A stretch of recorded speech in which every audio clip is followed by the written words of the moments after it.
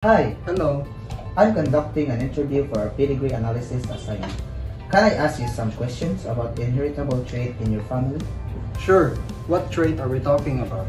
I choose eyebrows thickness. Are your eyebrows thick or thin? My eyebrows are thick. Great!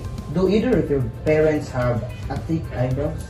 Yes, my father actually has a thick eyebrow, but my mother has a thin one. How about your siblings? What type of eyebrows do they have? Well, one of my siblings has thin eyebrows, but the other has the thick one. That's interesting. Let's go further back.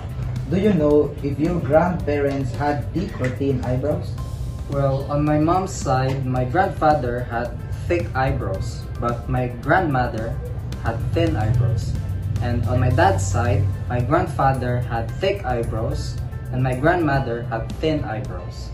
Thank you. This will help me create a pedigree chart based on this. I can analyze how the trait is. So good day everyone.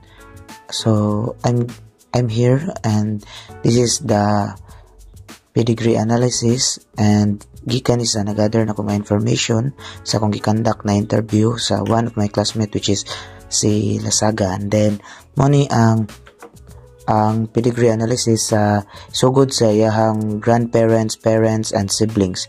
So this one is the maternal side and the paternal side. So about ani na pedigree analysis akong gikandak is about sa eyebrow thickness. So sa iyahang mother nga side mo ni ang lola ni Bryant and lolo ni Bryant. So sa iyang mama nga side, sa mama sayang mama kay thin ra og eyebrows, while sa iyang papa sayang mama is thick og eyebrows. So ato shadean para ma-determine na to if ang shaded kay mo na siya ang thick og eyebrows,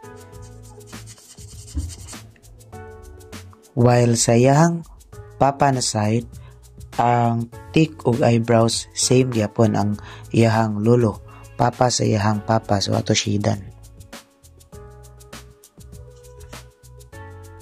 So mo ni ang sa iyang mama, which is ang lolo ni Bryant, sa side sa iyang mama mo ay thick og eyebrows, while sa iyang papa na side ang iyang lolo sad, or rather kanang papa sa papa sa iyang papa ni Bryant kay mao'y ang thick og eyebrows. So let's proceed sa parents ni eyebrows, which is sa iyang mama and sa iyang papa. So sa iyang parent kay ang baga og eyebrows kay ang iyahang papa. So ato shadean. So let's shade ani. So this one. So sa iyang parents kay ang papa may thick og eyebrows. So let's proceed sa managigsuon nilang Bryant, which is ang iyang siblings. So mo ni yang kuya, ang iyang other nga kuya, and then si Bryant. So sa ilahang tulong managigsuon, ang iyang kuya nga kinamagwangan mao'y baga o kilay. So let's shade. So ang next na baga o kilay kay si Bryant, while ang ikaduhan niya nga igsuon kay dili baga o kilay. So nipis ra, while si Bryant na inherit niya ang baga nga kilay sa iyang grandparents, from sa iyang grandparents to sa iyang parents. So let's shade. So done. So mo ni ang pedigree analysis sa sugod sa iyang grandparents, parents, and sa iyang siblings. So first ako sa i-summarize rather ang kani nga pedigree analysis sa pagkandak na ko sa interview, which is ang respondent kay si Bryant. So kani sa iyang mother nga side, sa mother niya nga side ang lola ni Bryant, sa iyang mama nga side kay dili baga kilay but iyang lolo may baga. So sa iyang papa nga side ang iyang lola kay dili baga kilay but ang iyang lolo may baga.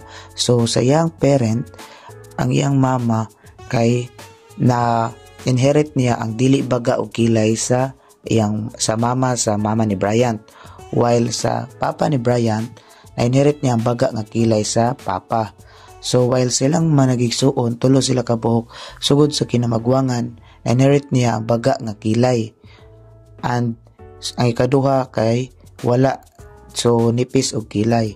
While si Bryant lastly sa managigsuon na iya na-inherit ang baga nga kilay. So to conclude, I will show you my short analysis ani na pedigree chart. So this one. So this pedigree chart analyze the inheritance of eyebrows thickness, thick or thin. The classmate, which is a Bryant, and their father have thick eyebrows, while the mother has thin eyebrows. On the maternal side, the grandfather has thick eyebrows while the grandmother has thin eyebrows. On the paternal side, the grandfather has thick eyebrows and the grandmother has thin eyebrows. While thick eyebrows appear in multiple generations, the pattern does not clearly fit a simple dominant or recessive model. So kay tungod 50-50 man ang pagbahin sa baga nga kilay. So that's all. Thank you.